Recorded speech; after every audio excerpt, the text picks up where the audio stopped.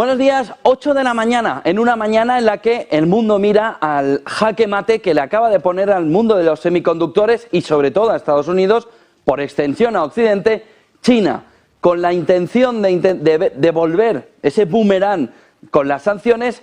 China ha dicho que ni galio ni germanio, dos de los principales componentes que están en los microchips, no van a salir de China. Ojo, porque el movimiento de China es un jaque mate en toda regla una vez que quiere Occidente dos cuestiones clave: avanzar en ese proceso de digitalización con semiconductores de alta generación. Casi el 90% del galio lo tiene China. Una vez que lo corta, por ejemplo, Estados Unidos pierde más del 60% de todo el galio que estaba importando. Material clave para semiconductores, junto con el germanio, material clave, por ejemplo, para que Alemania inicie el proceso de descarbonización, sobre todo con placas solares, que queda totalmente ahora mismo parado. Si quiere las placas solares, Alemania no va a tener otra opción que acudir a China para que no para que le dé el germanio, sino para que le dé la placa entera. Porque ya le ha dicho China que se acabó el movimiento de intentar bloquear a China sin tener respuesta. China da un paso adelante para frenar también al resto una vez que no le quieren dar chips. Pero hay un tercer elemento: redes 5G y siguientes redes 6G, que ya se están estudiando, no van a tener los componentes clave para poder desarrollarse. Es un jaque mate total ahora mismo lo que China está poniendo encima de la mesa. Esos dos elementos, galio y germanio, que van a estar restringidos para la exportación en China, van a poner ahora mismo en una situación muy complicada la descarbonización, el proceso de alcanzar semiconductores mucho más desarrollados de última generación y todo ese proceso de redes de comunicación que también se frena. Es un golpe en la mesa salvaje por parte de China, con la intención de poner a Occidente ante la fotografía de "me necesitas". Por lo que más vale que la reunión de Yellen con China del 6 al 9 de julio tenga un componente claro de progreso alrededor de las relaciones bilaterales entre China y Estados Unidos. Solo Estados Unidos, intentando devolver una situación, un status quo anterior al que tenemos, puede modificar la situación actual. De tal manera que se inicia este día, 4 de julio, festivo en Wall Street. No vamos a tener referencia al otro lado del Atlántico, y además ayer la jornada estuvo hasta las 7 de la tarde aquí en horario español, con lo que no tenemos prácticamente referencias hasta el miércoles, en un momento en el que la otra clave fundamental de la mañana está alrededor de una palabra: permanencia. La clave fundamental está alrededor de la palabra permanencia. Permanencia con distintos objetivos. Permanencia en un status quo que parece que se nos va a largo plazo y no a corto o medio plazo como se esperaba. Permanencia en la guerra. Lo acaba de decir Medvedev, el expresidente ruso, que ha dicho que Occidente se tiene que preparar para una guerra permanente, donde el contenido nuclear va a ser la clave. Dice, hay más posibilidades, no probabilidad, posibilidades reales de tener una escalada nuclear que en 1962 con el misil de Cuba. De tal manera que permanencia en el entorno de la guerra de Ucrania sería una de las cuestiones fundamentales para empezar otra vez esta mañana, mirando a que hay que pensar también en los negocios que la permanencia en la guerra va a darnos una especie de montaña rusa alrededor de cómo se puede ir comportando la fotografía que vayamos viendo en los próximos años. Permanencia, por ejemplo, en Francia, donde Macron ha dicho que para mantener la tranquilidad va a hacer permanente el despliegue policial. No está del todo convencida la policía en convertir en permanente lo que debería ser una cuestión puntual, de tal manera que Macron pone también delante de la fotografía la permanencia de que el caos nos lleva a la seguridad, pero por un largo tiempo. Fíjense en este gráfico en el que se ve cómo desde que puso encima de la mesa Macron todo el movimiento de más policías en la calle, se ha reducido tanto el número de detenidos como los disturbios en Francia. De tal manera que se ha conseguido el caos primero, para luego tener una situación clara o una fotografía clara de seguridad. Fíjense en este gráfico de Bloomberg, en el que desde que se movilizaron más de 40.000, 45.000 policías en Francia, se ha conseguido rebajar el número de coches quemados en Francia, se ha conseguido rebajar el número de arrestos en Francia, se ha conseguido rebajar el número de edificios quemados, sobre todo ayuntamientos, y también daños en distintos comercios. En una fotografía clara de reducción desde que la policía se movilizó, desde que Macron volvió de la cumbre europea, dijo que no iba a ir a Alemania a la cumbre alemana bilateral, y dejó una fotografía clara de que la movilización policial arreglaba todo lo que estaba sucediendo con los disturbios en Francia. De manera que ahora, ¿qué quiere? Una vez que ha conseguido el caos, dejarnos la fotografía de la seguridad. De tal manera que nos deja esta fotografía clara de que si hay policía, si hay un control social, si la seguridad es el elemento fundamental, todo el resto de disturbios acaba. Pero claro, deja una fotografía todavía mayor, deja una fotografía más amplia todavía de seguridad, de control policial. De tal manera que ya hemos tenido todo el caos y ahora tenemos el siguiente escenario que se esperaba, que era, en aras de la seguridad, un mayor control por parte del gobierno francés. Permanente esa fotografía también en lo que está sucediendo en la bolsa. Hoy, 4 de julio, ya hemos dicho que no hay mercado en Estados Unidos. Fíjense en el siguiente gráfico porque nos marca la continuidad. Ya se pone encima de la mesa la fotografía clara de que este mercado puede no solo no haber terminado, este mercado alcista, sino que puede ir mucho más hacia arriba. Fundstrat nos dice, en el último informe, que es probable que la inflación caiga más rápido de lo que espera el consenso. Hoy Truflation, lo veremos luego, al 2,2. La inflación en Estados Unidos, 2,2, solo 2 décimas por encima del objetivo de la Fed. La Core va por otro lado. La economía, dice Fundstrat, no estaría marchando, no estaría caminando hacia una recesión, sino que estaría deslizándose, dice el término deslizándose, hacia una expansión, convirtiendo en permanente también el movimiento alcista. ¿Hasta dónde? Fíjense los números, ¿eh? Estamos ahora mismo en el 4.450, en ese entorno. Dice que hasta el 4.825. Superado el 4.750, que era como el elemento a intentar llegar ese mercado alcista, dice no, muy por arriba, 8% de crecimiento en la segunda parte del año, llegando a los 4.825, dejando fuera una recesión económica porque la inflación se ha marchado. Cuando los tipos de interés empiecen a caer, se tenga ya el mensaje de los bancos centrales de que la inflación ha cedido y que empieza el movimiento de bajada de tipos de interés, el mercado lo celebrará marchándose al 4.825, dice Fundstrat en este informe, que cambia la fotografía que estábamos viendo, que nos cambia la fotografía de que vamos a entrar en un cráter. Vamos a ver qué sucede. Si tienen razón ellos, si tienen razón los otros analistas. Mike Wilson, Michael Harnett, Jim Rogers, inversor, que nos dice, no, es que 4.825. Aquí lo que hay es un movimiento de cráter hacia abajo, sobre todo de la mano de los beneficios empresariales. De tal manera que, bueno, sale de la fotografía, sale totalmente de la fotografía y nos dice, no, esto va hacia arriba. Esto hay que elevarlo al 4.825. Otra de las claves de la mañana nos viene alrededor, aquí en España, de lo que está sucediendo entre Repsol y Endesa. Agustín Marco cuenta en el Confidencial esta mañana que Antonio Brufau y Borja Prado se han reunido para estudiar la compra de Endesa por parte de Repsol y una vez que el PP ganara las elecciones y consiguiera gobernar. Buscar el mensaje con Feijóo de que hay que españolizar Endesa, dice Agustín Marco, y esa reunión entre Antonio Brufau y Borja Prado sería el punto de partida para intentar la españolización de Endesa con el apoyo de un gobierno posible de Feijóo, en el que se volviera a apostar por recuperar a Endesa.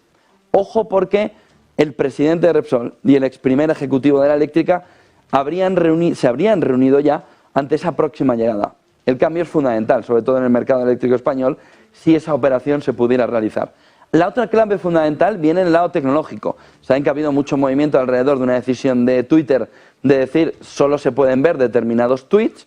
Bueno, pues esa pelea en el Coliseo que veíamos hace unos días entre Zuckerberg y Elon Musk, en el que Italia decía, pues la pelea del Coliseo, viene alrededor de esta cuestión, de esta nueva aplicación que aparece al mercado el jueves. App Store, Apple ya tiene cargada la aplicación Threads, que es una especie de Twitter que Meta, Zuckerberg, quiere poner en el mercado para arrastrar, para atraer a todo ese público que ahora mismo no está en la línea de Elon Musk y que busca una alternativa. No se va a ir al True Social de donde está Donald Trump porque está ideológicamente en las antípodas de eso, pero sí que Facebook le puede dar esta opción. Threads, la aplicación de Instagram, que se hace todo con el usuario de Instagram y que permite hacer un comportamiento muy parecido al de Twitter. Compartir ideas, compartir fotos, todo con un mismo trendline muy parecido al que tiene Twitter. El jueves aparece en las App Store, también en la de Android, para que veamos de qué manera puede ser una alternativa o puede hacerle daño a Elon Musk. Claves del día, en una mañana en la que China, como les decía, le ha puesto el jaque al mercado, sobre todo en la descarbonización, sobre todo microchips, pero también redes 5G, restringe las exportaciones de esos dos metales utilizados en chips de última generación, es la represalia a la prohibición de Estados Unidos. Va Janet Yellen el día 6 a China y este va a ser uno de los temas fundamentales con la contrapartida china. Yo te devuelvo el galio y el germanio para que desarrolles chips, pero esto de que me los prohíbes para que yo no avance, no lo entiendo. Dice China, Estados Unidos está poniendo una excusa, la militar, no quiere chips de última generación para que no haya un desarrollo militar por parte de China. Dice China, no, esto no es un tema militar, es un tema económico, puramente económico. No quieren el sorpaso y el sorpaso se va a producir igual, porque entonces nosotros lo que hacemos es cortarle las alas económicas también a Occidente y recuperamos parte de ese equilibrio que se tenía. El otro punto fundamental viene alrededor de la presencia policial que les contaba antes. Presencia policial permanente para impedir que vuelvan esos altercados a Francia. Wall Street, vimos ayer una jornada media en el sentido en el tiempo en el que estuvo cotizando, en el que desoye las señales de un posible enfriamiento económico. Octavo mes de contracción, cae el PMI, el ISM manufacturero a 46, veíamos antes, no va a haber recesión, va a haber una continuación en la subida del mercado porque nos vamos a deslizar hacia la expansión. ¿Qué va a pasar con los PMIs? ¿Y qué está pasando con la industria y con la fábrica en Estados Unidos? Porque no está reflejando eso. ISM manufacturero a 46 nos indica contracción. Es el octavo mes que está Estados Unidos en contracción según el PMI.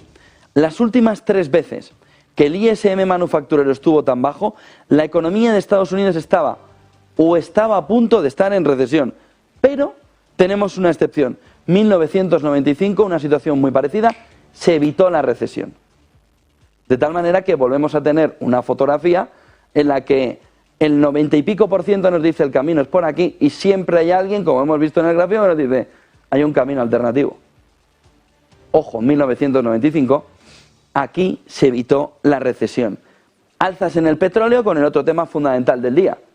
Estados Unidos y Arabia Saudí dándose la mano y caminando juntos. Oiga, ¿usted extiende a agosto las restricciones, la reducción de la exportación de petróleo? Yo también. Arabia Saudí hace el movimiento y coaligado enseguida Rusia dice 500.000 en agosto, mantengo la apuesta. Reducimos 500.000 de barriles diarios. Mercado del petróleo en la jornada de ayer subiendo más de un 1%, situando el precio del petróleo por encima de los 76. Alzas en el petróleo porque la imagen fundamental es cómo se aunan Arabia Saudí y Rusia en este entorno, con recortes de suministro, con un agosto con más recortes que tiene un objetivo final. Uno, contrarrestar a Estados Unidos, principal productor, segundo y tercero. Segundo y tercero diciendo, a por ti que vamos. Si quieres, saca más reservas. Que vamos a ver cuando no te quede más reservas, a ver dónde tiras, de dónde tiras para poder seguir aguantando el precio del petróleo. De tal manera que si Rusia y Arabia Saudí, como todo parece indicar, juegan a largo plazo y Rusia y Estados Unidos juegan a corto, estos tienen más ventaja a largo plazo. Que es un precio del petróleo que cuando la recesión, todos los cantos de sirena vaya alejándose, va a subir hasta en torno de los 100, dicen los analistas. Solo por demanda. Ojo a la fotografía a medio y largo plazo. Por encima de 76, pero sobre todo el mensaje. Arabia Saudí y Rusia juegan juntas, juegan en el mismo equipo.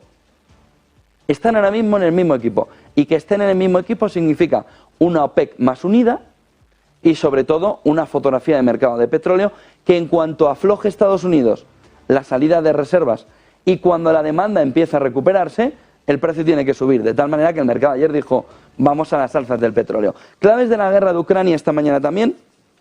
Mirando a Prigozhin, ya están entrenándose en Bielorrusia, sería la clave fundamental esta mañana. Ayer reapareció, hoy ya están entrenando y tienen todo el flanco este de Europa en una situación de tensión que no se vivía desde hace mucho tiempo. ¿Por qué? Porque Prigozhin ayer ya reapareció prometiendo victorias en el frente. Oiga, ¿usted no dijo, y Rusia no ha dicho que se van del frente y que ya no hay relación?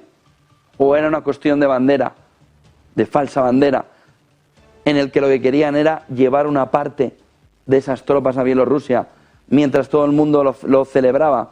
Mira qué bien, el Prigozhin se la lía a Putin y de repente dicen, pero si lo que está ahora mismo es en otro sitio, liando a la par, da igual.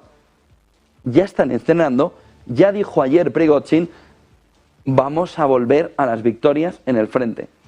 ¿En qué sentido lo decía? ¿Cuál era la clave fundamental? Lo que dice es, antes o después, volveremos al frente y volveremos a ganar en el frente batallas. El mensaje de Prigozhin tira por tierra todo el mensaje de Occidente de que están los dos peleados. De que de verdad están los dos peleados. Porque Prigozhin no puede volver al frente si Putin no le deja. Por lo que tendrían que llegar a un nuevo acuerdo. O van a llegar al acuerdo con Lukashenko para defender frontera con Lukashenko, pero en el fondo jugando también con Rusia, aunque parezca que no lo están haciendo. La fotografía ahora mismo es clara de que Prigozhin no ha terminado. Ya les digo, la clave fundamental esta mañana es que ya están entrenando. La otra clave fundamental esta mañana está alrededor de unos drones ucranianos que han atacado Moscú, en el que los aviones del aeropuerto de Moscú, según el alcalde de Moscú, han tenido que ser desviados por la presencia de esos drones que iban a atacar Moscú. No han llegado, pero estaban atacando. CNN dice que el ataque ha sido uno de los más grandes que se había producido con drones por parte de Ucrania. Moscú dice que no han conseguido su objetivo. Ucrania dice que sí que lo han conseguido. Entre otras cosas, que el aeropuerto de Moscú ha tenido que cambiar la ruta de determinados vuelos precisamente por la oleada de drones que estaban llegando. Zelensky y Scholz han pedido la extensión del acuerdo de exportación de granos. No sabemos a quién se lo piden, no se han enterado que están en guerra. De tal manera que nos muestran la fotografía de, bueno, yo te voy a ganar, pero sigue manteniéndome el acuerdo del grano. ¿Qué está diciendo Lavrov? No hay acuerdo del grano. En julio, cuando acabe, se acabó. Y a partir de ahí, pues lo que haya ha habido. Pero no se toca más el acuerdo del grano. Zelensky y Scholz, que también suele estar en todas, como Sánchez, pidiendo la extensión del acuerdo de exportación de grano por lo que significaría para Europa, que es un golpe importante en precios de alimentación. Ucrania reivindica pequeños avances en el este y en el sur después de que el día anterior haya dicho que es Rusia quien está recuperando terrenos. Ayer apareció Ucrania diciendo no. Ha pasado algo puntual, pero somos nosotros, Ucrania, dice Ucrania, quienes estamos haciendo pequeños avances en el este y en el sur.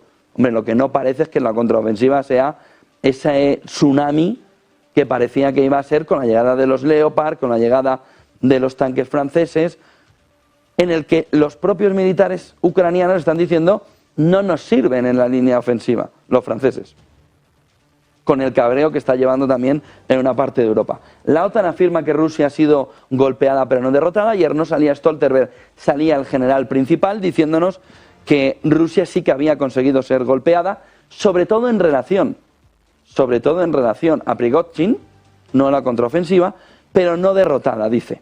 Bueno, parece evidente. Pero ojo, porque él ha sido golpeada, tendría que haberlo precisado este general de la OTAN, general principal, sobre cómo ha sido golpeada, cuánto ha sido golpeada, qué daño de verdad se le ha hecho. Que es una información o es un detalle que ayer no se dio en el contexto total. Se dijo, bueno, ya ha sido golpeada. Parece poca información para lo que está sucediendo. Y en el entorno en el que Ucrania dice se están yendo los rusos de la central de Zaporilla, tenemos miedo a una catástrofe nuclear, ayer vimos una situación diferente. Estaba desconectada de las 6 líneas la central nuclear de Zaporilla con el riesgo que supone. Ayer lo que vimos es que la central nuclear se conectaba a una de las 6 líneas eléctricas que tenía antes de la invasión. De tal manera que tenemos la central nuclear de Zaporilla recuperando una parte de la conexión. Es cierto que con una de las líneas ya tiene electricidad suficiente para no calentarse, de tal manera que vamos a ver la fotografía que nos están enseñando alrededor de Zaporilla. Pero si se recupera una de las líneas, una de las 6 líneas, parece que se puede por lo menos rebajar la tensión que había en las últimas semanas alrededor de la presión que estaba recibiendo con el ataque bélico la central de Zaporilla y el problema que podíamos tener, que no era menor. De tal manera que central de Zaporilla rebaja un poquito la tensión, aunque Ucrania sigue diciendo que viene un ataque importante de falsa bandera por parte de Rusia. Rusia ya ha dicho que no es verdad. De tal manera que tenemos las dos posiciones ya encima de la mesa. 8:20 de la mañana, Eva Villanueva, buenos días. ¿Cómo viene el mercado asiático? ¿Cómo vienen los futuros europeos? Un día que estamos huérfanos sin este 4 de julio, además ayer media sesión en Estados Unidos. Pues sí, efectivamente, el principal mercado del mundo está apagado y la liquidez y la emoción, desde luego, pierde muchos niveles en la escala. Los futuros europeos anticipan poco movimiento o nada. Ahora mismo vemos planos los futuros del DAX y, sin embargo, los del IBEX retroceden la ingente cantidad de menos 0,03% en un momento en el que sí vemos al mercado de futuros moviéndose a esta hora y después de lo que ha venido por parte de Asia. El índice Nikkei tocaba recogida de beneficios y aún así las caídas rozan el 1% hasta los 33.422 puntos en una jornada en la que ha sido clave un día más es Lasertec, esa compañía que aglutina el mayor volumen de negociación, que pierde el 1% y en un momento en el que hemos visto, por otra parte, ese movimiento de recuperación en el petróleo. Sin embargo, Inpex cae el 0,31%. En cuanto a las tecnológicas, vemos Advantes subir el 0,59%, esos semiconductores, y vemos también a Tokyo Electron avanzar por la mínima. Toyota también arriba un 0,54% y SoftBank avanzando el 0,26%. La tensión se sigue viviendo en el mercado de divisas, donde vemos ese dólar-yen ahora retrocediendo algo el billete verde, pero aún así en 144,52 unidades, bien monitorizada por las autoridades, mientras que vemos en China, en el Hansen de Hong Kong, por supuesto, máxima tensión en torno a lo que está por venir, ese encuentro de Yellen con los funcionarios chinos este fin de semana, esa prohibición al acceso de los metales claves para el desarrollo de las tecnologías y la prohibición de Estados Unidos al acceso de la computación en la nube para China, que viene en camino. En medio de esas tensiones vemos avances tímidos para el Hansen, 0,11% arriba, 19.327 puntos en una jornada en la que si miramos hoy toca retrocesos en esos grandes títulos que ayer eran los grandes protagonistas. Veíamos subidas en esos fabricantes de vehículos eléctricos, se disparaban por ese récord de BYD, ese gran rival de Tesla, y hoy vemos recogidas en Li Auto del 3%, vemos a NIO también con retrocesos de casi el 6% y el 7,80% que se deja Xpeng. En cuanto a BYD, hoy se mantiene avanzando por la mínima. Y en cuanto a las grandes referencias que siempre estamos vigilando, vemos a esos gigantes como Baidu sumar el 1%, Alibaba retrocediendo el 0,60% y Tencent que se deja el 0,15%, por cierto, con un tecnológico que se deja ese 0,15%. Shanghái, por su parte, retrocede el 0,22% y todo esto una jornada en la que hemos vuelto a ver una tensión en esas maniobras, cruzando varios aviones chinos la línea media del estrecho de Taiwán.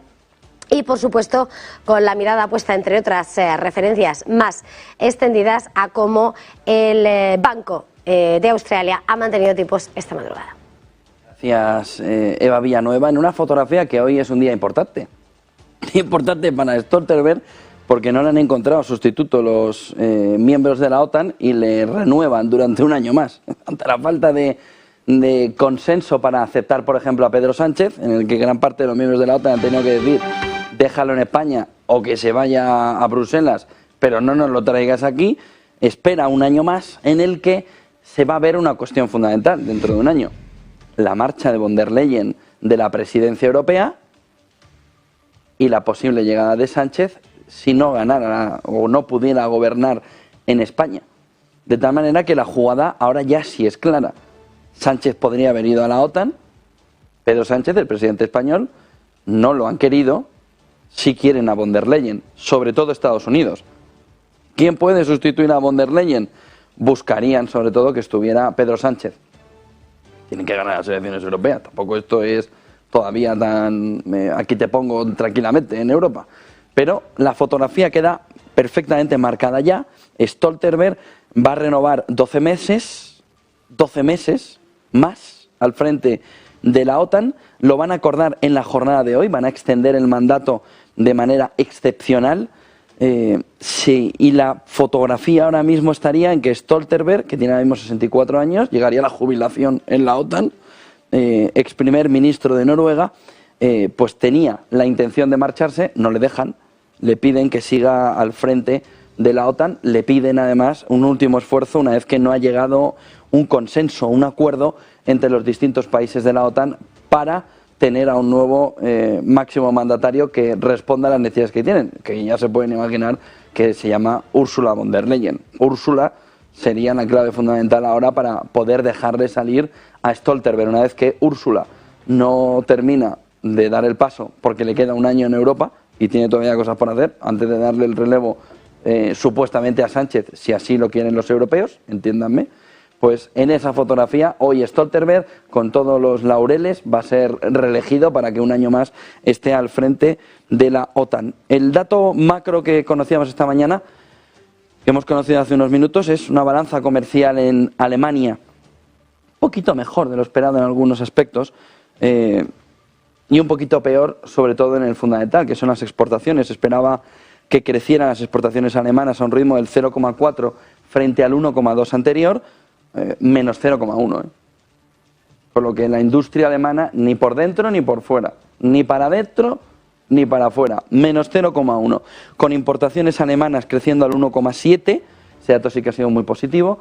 Estaba el pronóstico en 0, venía de menos 1,7, ha pasado a más 1,7. Y balanza comercial se esperaba que estuviera en 17,3 billones, ha estado en 14,4. Bueno, una fotografía complicada para Alemania, sobre todo en el capítulo de las exportaciones y de una balanza comercial que, aunque sigue teniendo un superávit, se empieza a estrechar, y si lo miramos contra el chino, pues la situación, la fotografía todavía es peor. Gráficos del día en el entorno de un ISM manufacturero que conocimos en la jornada de ayer. Vamos a ver si podemos ver el gráfico del ISM. No. Gráfico de ISM que en la jornada de ayer nos mostró esa contracción a 46, pero fíjense la fotografía, si aquí está la contracción en Estados Unidos, fíjense el despeñe que llevan, fíjense lo de no, esto va a ser un soft landing, nada, picotear con el pan un poquito de aceite, pero nada, tocarlo solo, no, te vas a comer la barra entera y te la van a meter, bueno, hasta la laringe, pero que no, un poquito de aceite, verás tú, poquito de aceite. Fíjense cómo está el movimiento de ISM y cómo está también toda la parte de exportación de manufacturas marcándonos contracción. Pero claro, si vemos la contracción aquí, dice, no, bueno, es que esto cómo va. No, se va a salir de la... porque la inflación va a caer. No, si la inflación va a caer. Si el contenido deflacionario que hay en la inflación es evidente. Pero ¿cómo se levanta esto con la cantidad de estocaje que también hay? ¿Cómo se levanta toda esta fotografía con unas cadenas de suministro totalmente descensadas, que lo que nos están reflejando? El problema no está en la cadena de suministro. El problema es lo que pasa por la cadena de suministro, que ahora mismo es nada.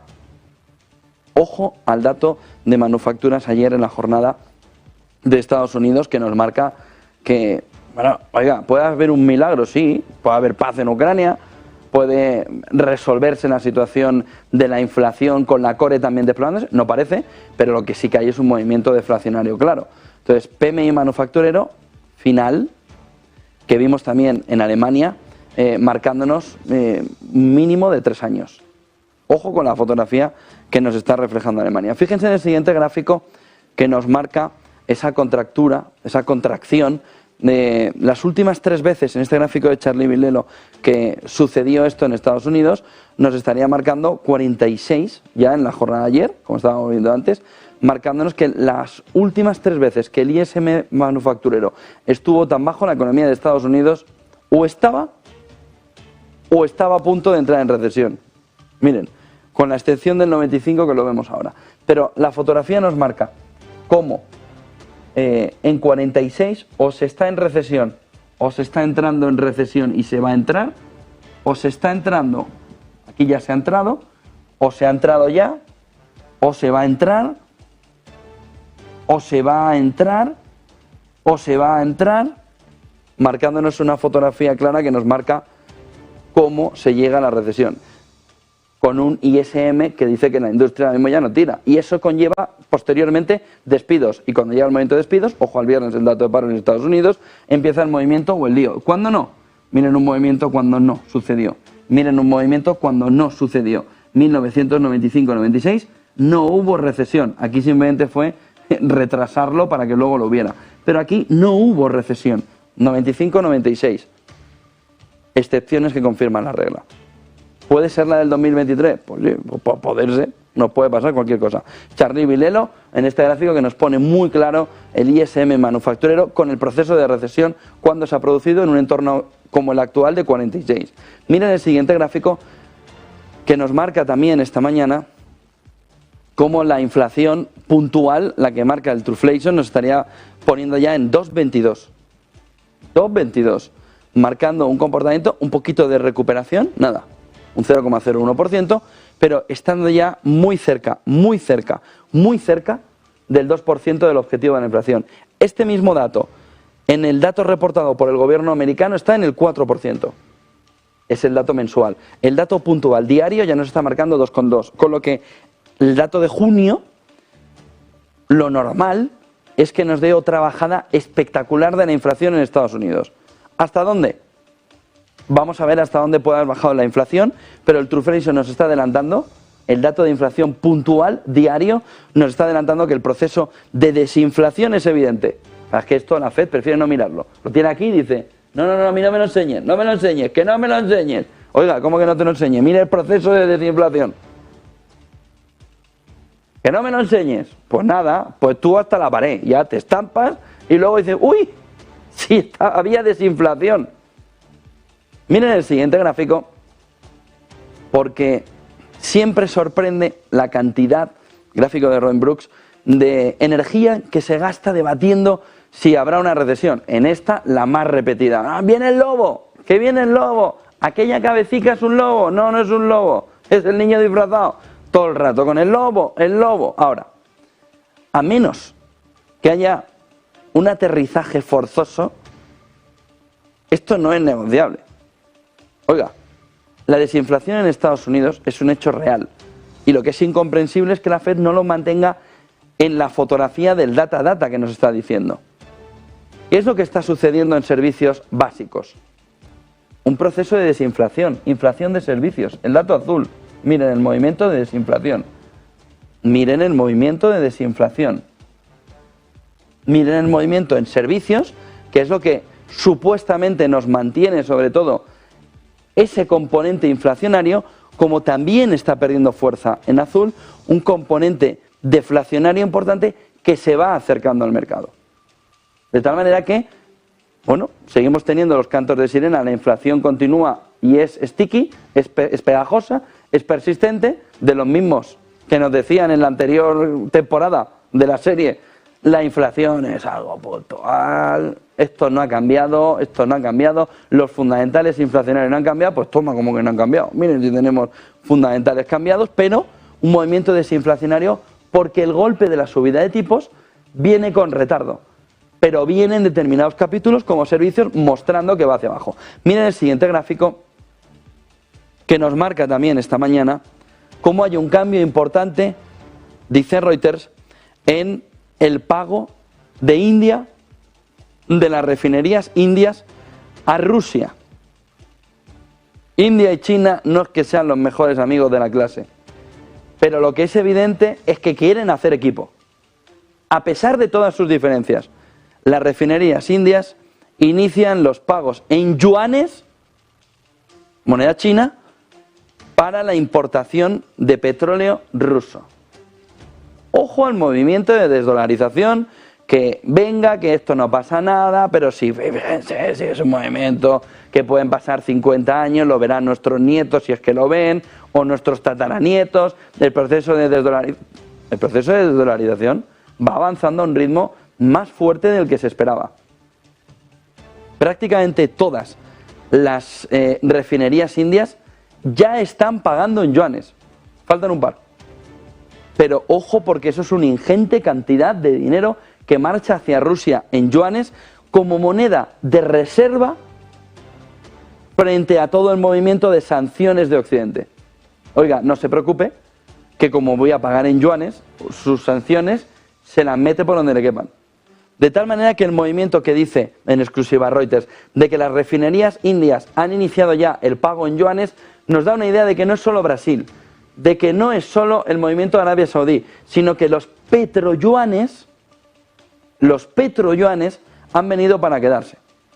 Y que el proceso de desdolarización, unido a un proceso de convertir el yuan en oro, con un cambio perfecto en un futuro cercano, y los petroyanes sí que son un elemento que pueden hacer daño a Estados Unidos y sobre todo al euro, como moneda secundaria al dólar.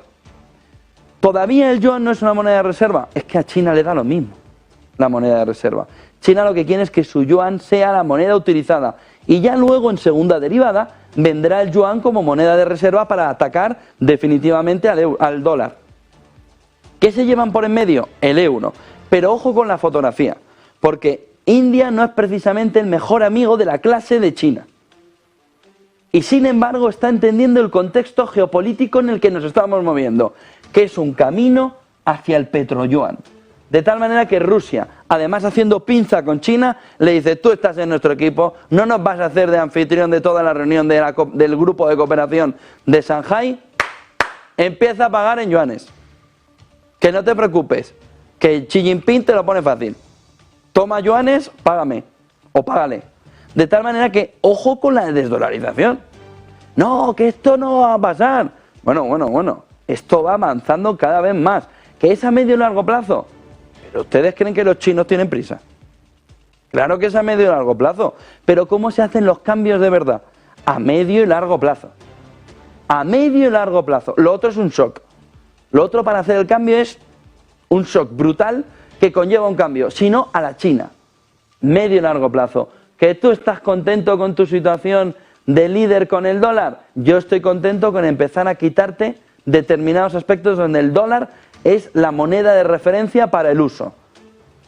Petroyuanes, pues yo voy para adelante. ¿Tú quieres estar tranquilo? Pues está tranquilo. Oro, ¿tú quieres estar tranquilo con tus reservas? Pues yo me voy comprando más. China. De tal manera que esto cambia mucho más de lo que se esperaba la fotografía, porque tiene un elemento colateral importante en lo geopolítico. India, que es el elemento clave que tanto Estados Unidos como Reino Unido han querido atraerse hacia Occidente y que ya llevamos varios días en el que India dice que yo puedo estar contigo en alguna cosa, pero el sonidito que me mandan desde allí, los de Shanghái, los de la cooperación de Shanghái, esa alternativa también a la OTAN, me gusta. Y Modi está diciendo, pues empecemos, pues yuanes. Miren el siguiente gráfico, porque los oligarcas navíos griegos se están poniendo las botas como unos campeones ante la pasividad europea. Este gráfico de Bloomberg nos refleja la edad media que tienen los barcos rusos de esa famosa flota fantasma de Putin. Ojo, porque en el inicio del año la edad media era de 18 años, vamos, lo normal eran como el Prestige allí en España, de esa misma marca, de esa misma añada, estaba la flota oculta, la flota fantasma, la flota petrolera de Putin. 3 años de media la han bajado. A base de comprar. ¿Por qué? Medio y largo plazo a los chinos. Oiga, que usted me pone la sanción, ya, pero yo me hago una flota para que usted no me vuelva a sancionar. Ahora resuelvo el problema puntual, pero mi objetivo es medio y largo plazo y ya tengo a quien me venda los barcos. De tal manera que Rusia sigue avanzando en su flota fantasma, pero la está encima modernizando. No quería sanciones, toma 2 tazas de sanciones. Encima Rusia, aprovecha para rejuvenecer esa flota y los oligarcas navieras griegos para recuperar una parte del dinerito que tenían. Ojo a la fotografía de Europa, que sigue mirando no sabemos a dónde. Gráfico de Candriam, informe de Candriam, mensual, clave para entender lo que está sucediendo alrededor. Enseguida estaremos también con uno de sus principales analistas. Candriam nos dice: el aterrizaje parece exitoso, pero las buenas noticias ya están descontadas. Es decir, parece que puede haber un aterrizaje exitoso porque la inflación está cayendo ya, pero eso está ya descontado por el mercado. Se llama 4.500, 4.450. Miren el siguiente gráfico del informe, porque dice que tenemos un crecimiento débil y una caída de la inflación, es decir, el escenario ideal por parte de la Reserva Federal. Se espera que el crecimiento mundial sea relativamente débil en 2023, repunte solo ligeramente en 2024, si bien las economías emergentes son una excepción con un crecimiento relativamente sostenido este año en la mayoría de las demás regiones donde la actividad sigue siendo lenta. Sin embargo, ni Estados Unidos ni Europa deberían experimentar una recesión en los próximos trimestres. Cambia la fotografía de otros, que nos dicen: cuarto trimestre del 23 y primero del 24, recesión. Candriam. No deberían experimentar, ni Estados Unidos ni Europa deberían experimentar una recesión en los próximos trimestres. Cambia la fotografía, como veíamos en el gráfico al principio también. Nos dice, no, 4.825, 50 en ese entorno. China, donde la actividad dice ha repuntado, pero persisten las presiones deflacionarias. De ahí el movimiento de subida de tipos de interés del Banco Central de China. Miren el siguiente gráfico, que nos marcan también esta mañana, como dice Estados Unidos, el avión aterrizó, pero aún viajaba demasiado rápido. Dice, el freno aplicado por la Reserva Federal provocó una fuerte desaceleración de la actividad, la inversión residencial en particular se contrajo considerablemente, el sistema bancario ha fallado, sin embargo, la economía estadounidense ha evitado por el momento la recesión. Los excedentes de ahorro acumulados durante la pandemia, que le contábamos ayer, y un mercado laboral todavía dinámico, precisamente por los excedentes de ahorro que tenemos todavía durante la pandemia, han respaldado el consumo de los hogares. En los próximos trimestres, la estabilización de la inversión residencial, el buen comportamiento del consumo, pero también el dinamismo de la inversión en construcción en el sector manufacturero, deberían seguir proporcionando una base para el crecimiento y ayudar a evitar la recesión. Candriam nos está diciendo que se puede evitar la recesión. Mensaje muy parecido al que está diciendo Jerome Powell. Zona euro a baja velocidad, pero dice que tras una recesión técnica a principios de año, la actividad europea debería volver a un ritmo de crecimiento moderado. Precios del gas natural que han puesto a niveles cercanos a los observados antes de la guerra en Ucrania y el impacto en el poder adquisitivo que está a punto de ser absorbido. En ausencia de signos claros de desinflación, dice Candriam, y con salarios que continúan creciendo a un ritmo sostenido, el Banco Central Europeo debería mantener una política monetaria restrictiva para evitar la formación de un bucle precio-salario inflacionario.